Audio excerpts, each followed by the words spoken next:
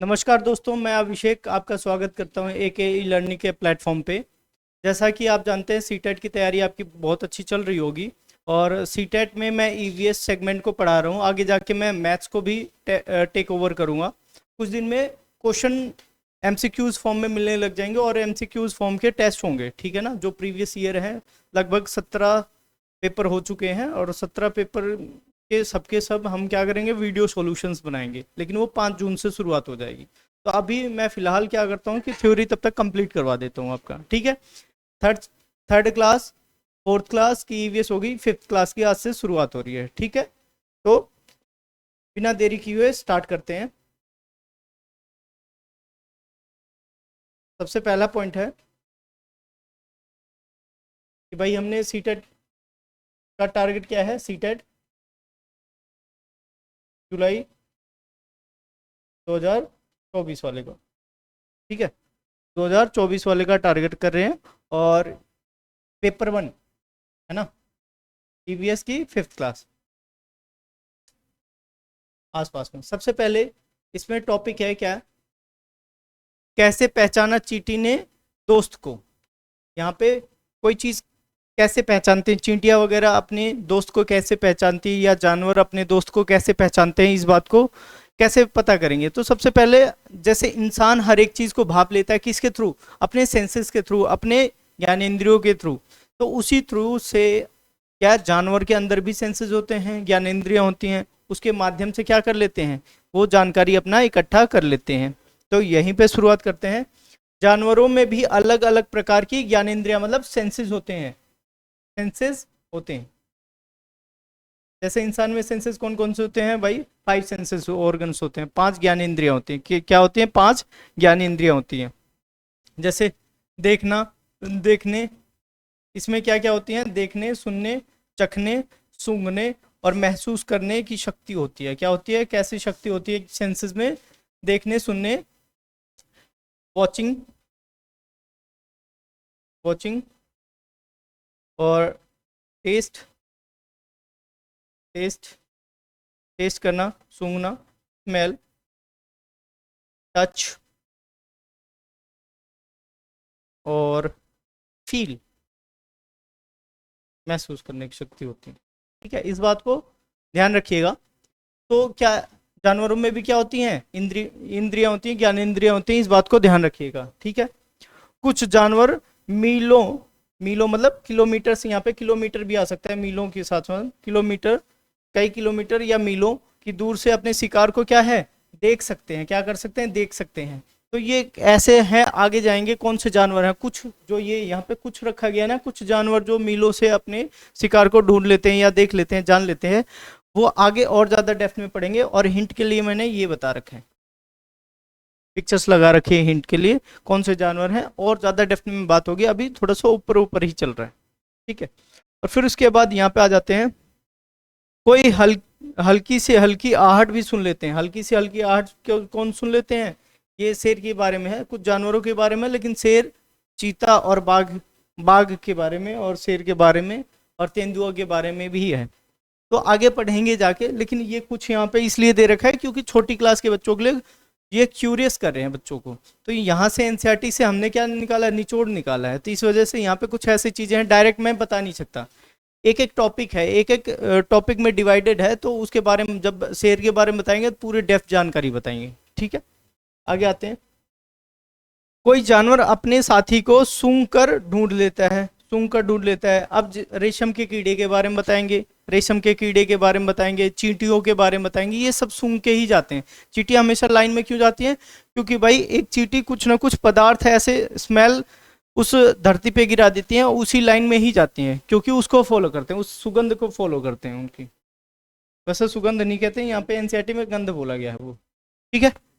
अब यहाँ पे चींटियों के बारे में यही बात बता रहा था मैं। चींटियां क्या करती हैं,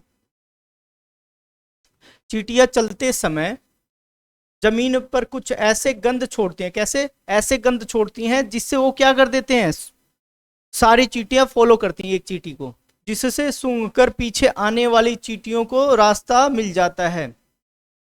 चींटियां क्या करती हैं, ऐसे ऐसे अगर जा रही हैं तो एक स्मेल छोड़ देंगी धरती पे, और धरती पे छोड़ देंगी तो एक ही को दूसरी चींटी फॉलो करने लग जाती है, उस स्मेल को फॉलो करके अपने रास्ते को खोज लेती हैं। ठीक है, रास्ता ढूंढने के लिए सबसे ज्यादा ये क्या है, इनको नेविगेशन की जरूरत नहीं है, गूगल मैप की जरूरत नहीं है, ये सीधा क्या करती हैं, स्मेल छोड़ती हैं और चली जाती हैं, है ना। और ऐसे ही कुछ नर कीड़े मकोड़े भी होते हैं, कुछ नर कीड़े मकोड़े मादा कीड़े मकोड़े की गंध से पहचान लेते हैं कहाँ पे है, मादा के गंध को पहचान जाते हैं कई किलोमीटर दूर रहते हुए भी। ठीक है, वो कौन से हैं उसके बारे में जानकारी अभी आगे ही स्लाइड में दी हुई है। वैसे रेशम का कीड़ा है वो, वैसे मैं आपको अभी बता देता हूँ, रेशम का कीड़ा है। मच्छर इंसान के शरीर की गंध, इंसान के शरीर की गंध से उसे पहचान लेता है, इसके शरीर की गंध से इंसान के शरीर के, तभी आप देखोगे मच्छर क्या हो जाता है, अंधेरे में भी आपको पहचान जाता है, लाइट में तो आप देखो वैसे है, लेकिन गंध से कैसे पहचानता है कि आप अंधेरे में भी हो, वो आपके शरीर के स्मेल से पहचानता है। और उसके बाद इनके ये उनके पैरों के तलवे और शरीर की गर्मी से भी उन्हें ढूंढ लेते हैं। सबसे पहले आप देखोगे मच्छर के बारे में एक जानकारी दे देता हूँ, जहाँ पे हीट पोर्शन होगा शरीर के आदमी का, जहाँ पे हीट पोर्शन होगा वहां पे ज्यादा काटते होंगे, आप देखोगे पैरों में ज्यादा काटते हैं, क्योंकि तलवे से ही पहचानते हैं, तलवे की स्मेल जानते हैं, तलवे की गर्माहट से पैरों में काटते हैं। अपने मच्छर को नोटिस करा होगा, ज्यादातर पैर हाथ में काटते हैं, जहाँ तलवा होता है, हाथ का तलवा हो गया, पैरों का तलवा हो गया, वहां पे ज्यादा काटते हैं। ठीक है, उसके आसपास में पैरों में। ठीक है, रेशम के कीड़े के बारे में अभी मैंने बताया था, ये अपनी मादा को कई किलोमीटर दूर से ही पहचान जाता है। रेशम का कीड़ा अपनी मादा को उसकी गंध से कई किलोमीटर दूर से ही पहचान जाता है, उसकी गंध से, मादा की गंध से कई किलोमीटर दूर रहेगा तभी पहचान जाएगा कि कौन से डायरेक्शन में है मादा, है ना। तो रेशम की कीड़े की क्वालिटी है। और ये वाला क्वेश्चन बहुत ज्यादा बना हुआ है, मैं बता रहा हूँ, कम से कम 17 बार सीटेट हुआ है, 17 में से 7 से 8 बार क्वेश्चन आया हुआ है, 7 से 8 बार क्वेश्चन आया हुआ है, इसलिए बहुत ज्यादा इंपॉर्टेंट है। ठीक है, बहुत ही ज्यादा इंपॉर्टेंट क्वेश्चन है। ठीक है, आगे आते हैं भाई। सड़कों पर कुत्ते को भी अपनी जगह बटी होती है, कुत्तों की भी अपनी जगह बटी होती है, सड़कों पर कुत्तों की भी जगह अपनी बटी हुई होती है। अब क्या करते हैं, अब कुत्ते अपनी जगह कैसे बांटते हैं, कुत्ते अपनी जगह अपने मूत्र से बांधते हैं, यूरिनेशन कर देते हैं, और वहां से पता चल जाता है कि इतना एरिया उन कुत्तों का ग्रुप है। जैसे आप देखोगे दूसरी गली का कुत्ता आपके घर के आसपास आ जाएगा तो आप अपनी गली वाले कुत्ते भौंकने लग जाते हैं, बहुत ज्यादा भौंकते हैं। रीजन क्या है कि उनका एरिया डिसाइड होता है, कोई अपना एरिया क्रॉस करके आ जाता है तो लड़ाई होती है। जैसे समझ लो जमीन हमारी बंटवारा है, कोई दूसरा कोई आपके खेत में ट्रैक्टर चलवा रहा है, तो इसका मतलब क्या है, लड़ाई झगड़े होते हैं ना। वैसे ही यहाँ पे क्या है, कुत्तों का भी एरिया बटा होता है। ठीक है, फिर उसके बाद ये जो डायलॉग मारते हैं ना कि भाई एरिया तो कुत्तों का बटा हुआ होता है, शेर का नहीं, तो शेर ने भी अपना एरिया बांटा हुआ होता है। ठीक है ना, शेर ने भी अपना एरिया बांटा हुआ होता है, किसके द्वारा, मूत्र के द्वारा। एक कुत्ता दूसरे कुत्ते के मल मूत्र की गंध से जान लेता है कि उसके इलाके में बाहर से कुत्ता आया हुआ है। अभी यही बात मैंने आपको बताई है। ठीक है, आगे आते हैं। ज्यादातर पक्षियों की आंख, अब पक्षी जगत में आ जाते हैं, पक्षी के बारे में जानकारी लेते हैं, पक्षी वाले थीम से, वर्ड से। ये friends and animal, family and friends से आता है ये। ठीक है, उसमें सब टॉपिक है एनिमल। ठीक है, बता देता हूँ, परिवार और मित्र, फैमिली एंड फ्रेंड्स,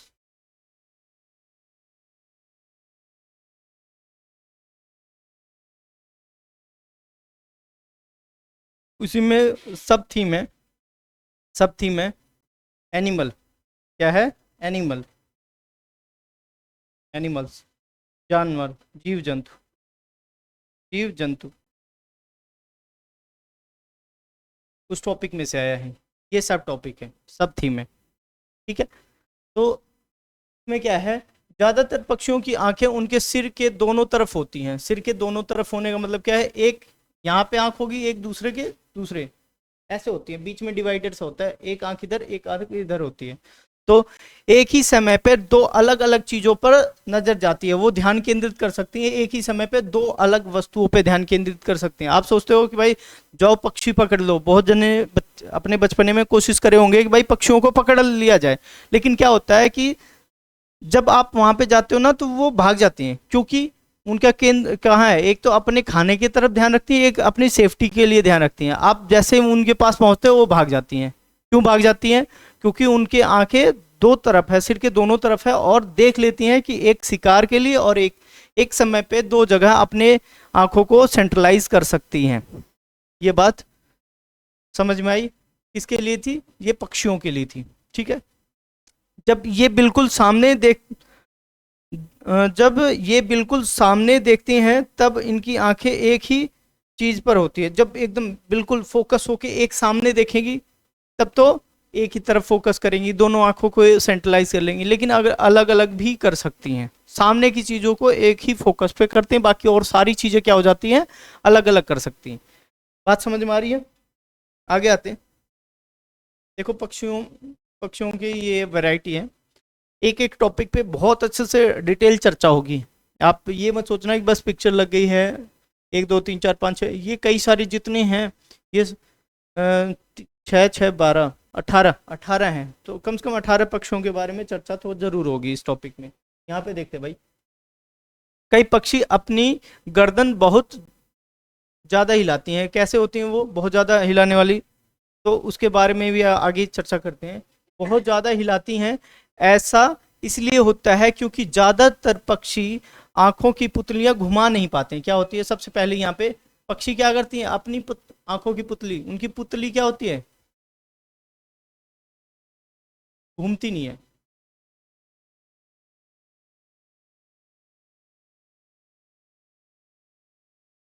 उनकी आंखों की पुतलियां क्या होती है, घूमती नहीं है, इसलिए उनको बार बार क्या है, अपनी गर्दन हिलानी पड़ती है। बार बार उनको अपनी गर्दन क्यों हिलानी पड़ती है? क्योंकि उनकी आंखों की पुतलियां घूमती नहीं है। समझ में आया? वो झटके से अपने गर्दन, और झटके से गर्दन कौन हिलाती है मैं बता देता हूँ, आगे जाके ही पढ़ेंगे, लेकिन इस पक्षी का नाम याद रखना, मैना। मैना एक पक्षी है जो झटके से गर्दन हिलाती रहती है अपनी।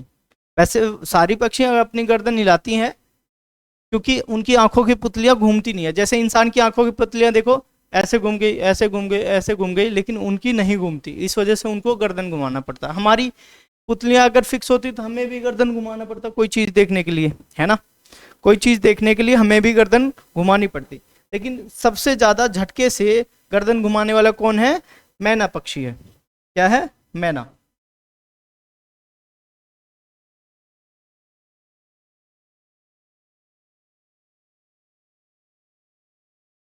कुछ पक्षी जैसे चील है, बाज है, गिद्ध है, हमसे 4 गुना अधिक, ये चीज ध्यान रखना। फिर से देख लो, ये भी क्वेश्चन आया हुआ है, इंपॉर्टेंट क्वेश्चन, इंपॉर्टेंट पॉइंट है, इंपॉर्टेंट पॉइंट है, बहुत ज्यादा इंपॉर्टेंट पॉइंट है। चील है, बाज है, गिद्ध है, ये हमेशा इंसान के मुकाबले 4 गुना, 4 गुना देखते हैं। क्या करते हैं? इंसान के मुकाबले 4 गुना दूर तक देख सकते हैं, 4 गुना ज्यादा देख सकते हैं, मतलब दूर तक देख सकते हैं। ठीक है, इस बात को ध्यान रखिएगा। जो चीज हमें 2 मीटर दूरी पर दिखाई देती है, वो उनको कितने 8 मीटर की दूरी वाली भी चीज दिखाई दे सकती है। जैसे हमें 2 मीटर जस्ट सपोज करो कोई चीज दिखाई दे रही है, उनको 8 मीटर दूर तक की भी दिखाई दे सकती है। इसलिए कहते हैं गिद्ध की नजर है। क्या कहते हैं? कहीं कहीं बूढ़े बुजुर्ग क्या कहते हैं, तुम्हारी तो गिद्ध की नजर है। अगर आप देखने में बहुत ज्यादा कैपेबल हो आम आदमी के मुकाबले, तो क्या कहते हैं? गिद्ध की नजर है। चील, बाज और गिद्ध ये हमसे कितना 4 गुना ज्यादा दूर तक देख सकते हैं। इस बात को ध्यान रखिएगा। अब आ जाते हैं यहाँ पे, रात में जगने वाले कौन है? रात में जगने वाले को क्या कहते हैं? उल्लू कहते हैं। क्या कहते हैं? उल्लू कहते हैं। अब यहाँ से उल्लू के बारे में बात करते हैं। रात में जगने वाले जानवर हर चीज सफेद और काले में देख सकते हैं, ब्लैक एंड व्हाइट ही देख सकते हैं। रात में जागने वाले, रात में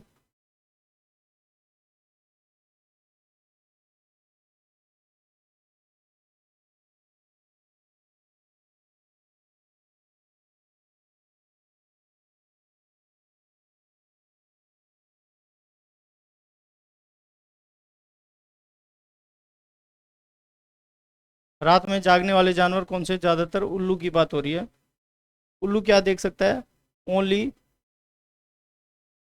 black and white, black and white, और कोई कलर नहीं देख सकते, और कोई कलर उल्लू नहीं देख सकते, इस बात को ध्यान रखिएगा। आगे आते हैं।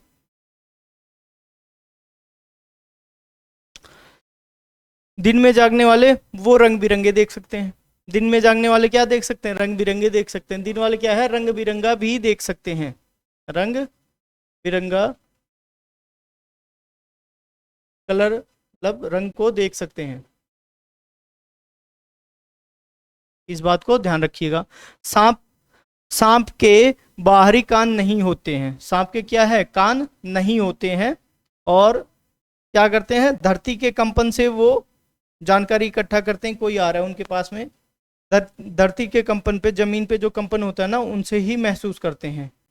ठीक है, इंसानों का कदम है कि कैसा है, उनके पास में कान नहीं होता, और वो चिपटे होते हैं। रेप्टाइल्स में ऐसा होता है कि उनके पास में कान नहीं है, बाहरी कान है। इसमें साफ साफ देखो, बाहरी कान नहीं है। और किससे देखते हैं? कंपन से सुनाई देता है उनको, महसूस करते हैं, केवल महसूस कर सकते हैं, सुन नहीं सकते। और कहते हैं कि भाई जो सांप है बीन बजाने से नाचने लग जाता है। पहली बात तो उसको सुनाई नहीं दे रहा, तो कैसे वो बीन, वो वाइब्रेशन, बीन की वाइब्रेशन पे नाचता है। ठीक है, उसको महसूस होता है, उसके पास कान नहीं होते हैं। जो कहते हैं ना कि भाई आपने नागिन वाली मूवी देखी होगी और उसमें बीन बजते हिलने लग जाते हैं इच्छाधारी नाग, ऐसा नहीं होता है। क्योंकि क्या है? उनके पास कान ही नहीं है। सबसे पहली बात, कान नहीं है तो क्या है? वो सुन नहीं सकते, वो कंपन महसूस कर सकते हैं। और कंपन के बीन कैसे होता है? वो बीन के कंपन से ही नाचते हैं। बात को जानकारी में रख लीजिएगा। आगे से कोई बोले भाई सांप नाचने लग रहा है ना, तो वो बता देना उनको। आगे आते हैं। ऊंचे पेड़ पर बैठा लंगूर, लंगूर के बारे में जानकारी लेते हैं। लंगूर की ही प्रजाति होती है स्लॉथ के बारे में। ऊंचे पेड़ पर बैठा लंगूर पास आते ही मुसीबत, शेर और चीता को देखकर एक खास आवाज निकालता है और संदेश देने लग जाता है। सबसे पहले क्या है? सबसे ऊंचे बैठने का काम किसका है? लंगूर का है। इसका काम है लंगूर। और शिकारी कौन है? शिकारी कौन है जंगल में? शिकारी शेर हैं, बाघ है, चीता है, ये सारे हैं। ये क्या करते हैं? शिकार करते हैं। तो ऊपर बैठा हुआ उसकी जिम्मेदारी क्या है? सिक्योरिटी गार्ड की है। जैसे मोदी जी आजकल किसकी जिम्मेदारी लिए? चौकीदार वाली ना। तो लंगूर चौकीदार होता है जंगल में, और वो देखता है कि क्या, कि जैसे ही कोई शिकारी आए और चिल्लाने लग जाते हैं तो सारे जानवर क्या हो जाते हैं? अलर्ट हो जाते हैं और दूर भाग जाते हैं। और इससे क्या हो जाता है? उनका शिकार नहीं होता है, वो बच जाते हैं। बात समझ में आ रही है? अब फिर उसके बाद इस काम के लिए पक्षी भी खास आवाज निकालते हैं। पक्षी, और दूसरा काम है, लंगूर तो बैठा ही बैठा, और पक्षी भी बैठती हैं। ऊंची टहनी पर कौन बैठती है? पक्षी। तो लंगूर और पक्षियों की काम क्या है? जैसे ही कोई खतरा देखते हैं तो वो अलग आवाजें निकालने लग जाते हैं, डिफरेंट टाइप की आवाज निकालते हैं, और जिससे क्या हो जाता है कि समझ जाते हैं और भी जानवर जो इनके दोस्त होते हैं, और समझ जाते हैं। तो फिर क्या हो जाता है? समझने के बाद इनको कोई दिक्कत नहीं होती, अपना काम मतलब अपने आप को बचाव में रख लेते हैं, अपना काम कर लेते हैं, तुरंत स्टार्ट होते हैं। आवाज आती, अलर्ट हुए और अपने घर में भाग जाएंगे। जो भागने वाले होंगे घर में भाग जाएंगे, जो छिपने वाले होंगे वो छिप जाएंगे। ठीक है ना? अपनी सुरक्षित स्थान पे पहुंच जाते हैं, आ जाते हैं यहाँ पे।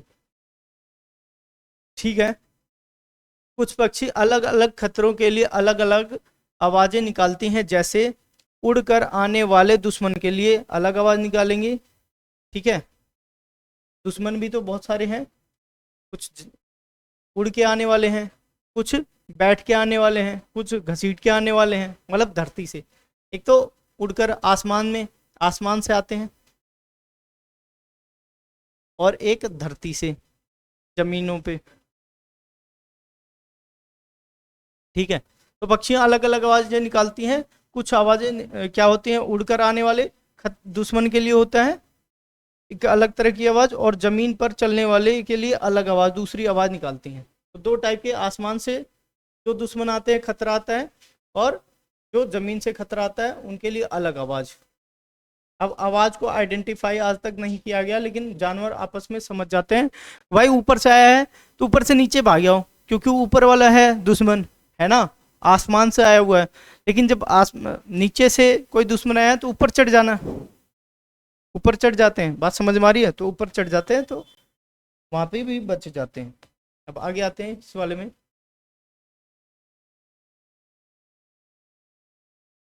आवाज चाहे किसी भी जानवर ने निकाली हो, एक ही इशारे में रहने वाले बाकी, एक ही इलाके में रहने वाले बाकी सभी जानवर इन चेतावनी को बाहरी आवाज से सचेत हो जाते हैं। सबसे पहले इसमें क्या हो जाता है कि एक ही इलाके में, इलाका जैसे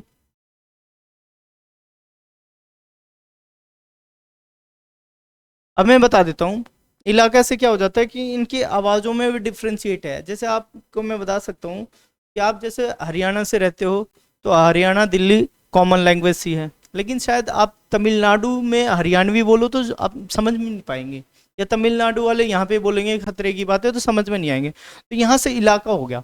इलाका क्या होता है, हर जानवरों का अलग होता है, तो जैसे आवाज आएंगी वो क्या हो जाएंगे, सचेत हो जाएंगे। क्या हो जाएंगे, सचेत हो जाएंगे। सचेत हो जाना मतलब एक्टिव हो जाना, मतलब वहां से बचाव के लिए कदम उठाना। सचेत मतलब जानकारी में, संज्ञान में आ जाना कोई भी चीज, ठीक है, खतरे, कोई भी चीज मतलब खतरा संज्ञान में आ गया। कुछ जानवर तूफान या भूकंप आने से कुछ समय पहले अजीब हरकतें करने लग जाते हैं। इसके लिए सबसे ज्यादा एक बार सुनामी आई थी अंडमान निकोबार में, अंडमान निकोबार में 2003 में आई हुई थी, है ना, 2003 में आई थी। और उसके बचाव के लिए जानवरों ने, सबसे पहले किसको पता चला, जानवरों ने उल्टी सीधी हरकतें करने लग जाते हैं। तो आप समझ लो कुछ ना कुछ खतरा आने वाला है, तो इंसानों को भी वो चेतावनी देते हैं। लेकिन बस इंसान क्यों नहीं समझ पाता, क्योंकि इंसान के पास में उनकी भाषा को समझने के लिए ज्ञान ही नहीं है, या समझ ही नहीं पाए आज तक। उनके इशारे समझ जाते हैं, इशारे से बचाव किया जा सकता है। हमसे ज्यादा एक्टिव होते हैं प्रकृति को लेके, ठीक है, कि भूकंप आने वाला है या कुछ अनहोनी होने वाला है, कैसा कर देते हैं वो, अपनी हरकतों से, अजीब हरकतों से सबको बता देते हैं। जैसे ये भूकंप 2000 सॉरी आई एम सॉरी, ये 2004 में आया हुआ था, 2003 में, दिसंबर 2004 में आया हुआ था, ठीक है। एक शायद एनसीईआरटी में इंग्लिश की बुक में है, इंग्लिश की बुक में मैंने पढ़ा था, English NCERT class eighth NCERT में, the tsunami, the tsunami chapter है क्लास एट्थ में, इंग्लिश, इंग्लिश की लिटरेचर में ये बताया गया सारी चीज़ें, ठीक है। आप पढ़ लेना, वैसे चेक कर लेना, द सुनामी नाम के आया हुआ था एक। अब यहाँ पे आते हैं भाई,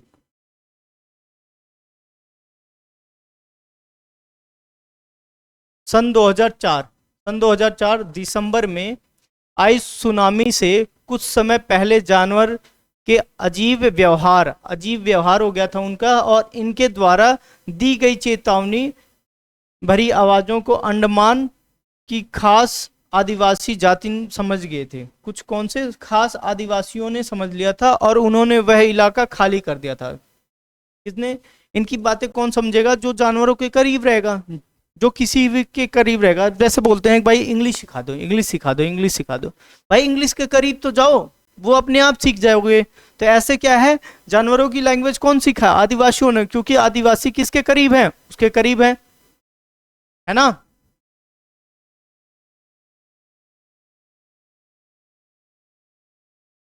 फिर उसके बाद जानवरों के बाद यहाँ पे आ जाते हैं भाई, इस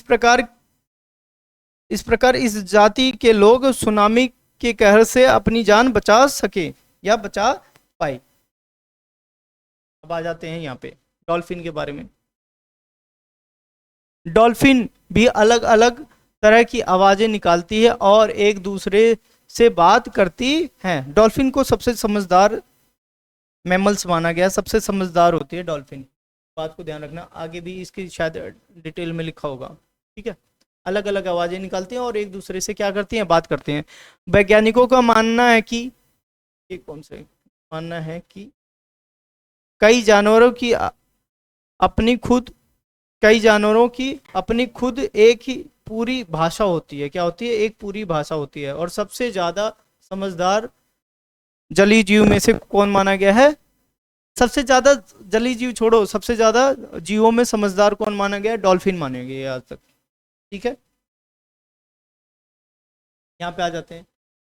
कुछ जानवर किसी खास मौसम में लंबी और, आ गया यार सेलेक्ट कर, लंबी और गहरी नींद में चले जाते हैं। जैसे कुछ समय तक आप छिपकलियां नहीं देखोगे, कुछ समय तक छिपकलियां नहीं देखोगे, बरसात में ज्यादा देखोगे, ठीक है, सर्दियों में ज्यादा देखोगे, गर्मी में छिपकली गायब हो जाती है ना, या सॉरी सर्दियों में गायब हो जाती हैं, बरसात में ज्यादा निकलती हैं, गर्मियों में निकलती हैं। कुछ जानवर ऐसे होते हैं कि जो गायब हो जाते, सर्दियों में आप मच्छर नहीं देखोगे, मच्छर गायब हो जाते हैं। ठीक है, मछलियां भी आप तालाब में जब देखोगे तालाब सूख गया है तो वो नीचे चली जाती हैं, कीचड़ में चली जाती हैं और अंदर चली जाती हैं, और बारिश आती है फिर ऊपर आ जाती हैं। तो कुछ अपने आप को क्या कर देती हैं, कई महीनों के लिए क्या हो जाते हैं, गायब कर देती हैं अपने आप को, बाहर मतलब छुपा लेती हैं, नींद में चली जाती हैं। कुछ जानवर किसी खास मौसम में लंबी और गहरी नींद में चले जाते हैं और कई महीनों तक फिर दिखाई नहीं देते हैं। सर्दियों में छिपकली, सर्दियों में छिपकली क्या है, नहीं दिखाई देती है। गर्मी में दिखाई देगी, कहाँ पे दिखाई देगी, गर्मी में दिखाई देगी, गर्मी में आप देख सकते हो, और बरसात में, वर्षा में, वर्षा के सीजन में सबसे ज्यादा देखोगे, बरसात में, बरसात में। ठीक है, आगे आते हैं। Thank you so much. अभी तक आप हमारे वीडियो में बने हुए हैं तो इसका मतलब क्या है कि हमारा कंटेंट आपको पसंद आ रहा है। तो उसके लिए आप हमें हेल्प कर सकते हैं। एक तो लाइक कर दीजिए बिना कहे, सब्सक्राइब तो आप सबने कर रखा होगा, कमेंट कीजिए, और जो भी इसमें कुछ मिस्टेक हो या जो सुधार चाहते हो आप क्या कर सकते हैं, कमेंट बॉक्स में कमेंट कर सकते हैं, और शेयर कीजिएगा तो हमें और ज़्यादा अच्छा लगेगा। धन्यवाद।